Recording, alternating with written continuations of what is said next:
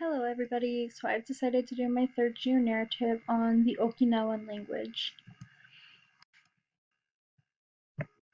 The Okinawan language is from the Okinawa prefecture that is now in current day Japan. It used to be its own republic, but Japan about 150 years ago or so invaded and destroyed much of the indigenous culture. However, the language is still spoken by many of the indigenous people, and it is often intermixed with the traditional Japanese language in southern Japan.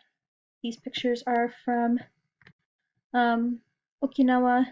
So here's mainland Japan, here's Okinawa, here's where my family's from, and the islands go all the way down here right next to Taiwan. And this is a picture of the beaches on mainland Okinawa. The people who speak this language are the indigenous people of Okinawa Prefecture, or as it's often called, the Ryukyu Islands. This is where my family's from. So these are traditional um, ceremony wear, and these are the traditional kimonos that look slightly different from traditional Japanese kimonos. And this is the difference between, like, your typical East Asian Japanese person and the ethnic variants of the Okinawan indigenous people, or the Uchinachu people. So the origins of the language, it's a Japonic language, just like Japanese. It's the only other language in the world that stems from these origins. There, within the Okinawan language, there are a lot of different languages. Similar to the Philippines, each island has its own language. So Miyako has its own Miyako language that's more of a dialect of the Okinawan language. Sadly, a lot of the origins are unknown due to the lack of a written language.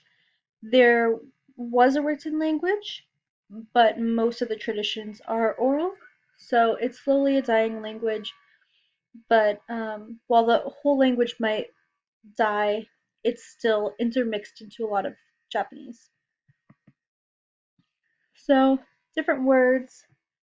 I'll go over the English first. So, thank you is English. In Okinawan, you have Nihe debiru. In Japanese, you have arigato. In English, you have good morning.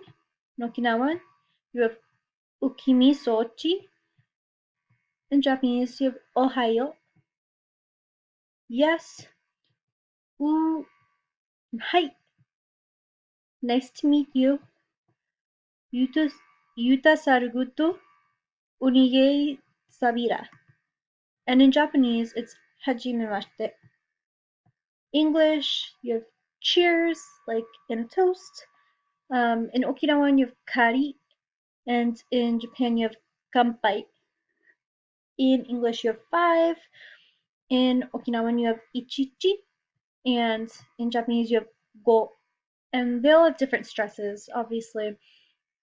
But as you can see, Okinawan isn't just a dialect of Japanese. It's an entirely different language.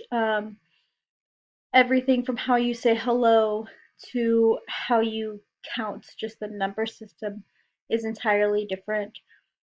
Um, and how you pronounce a lot of words are different. In Japanese, you would say nife de biru, whereas in Okinawan, you have nihe de biru.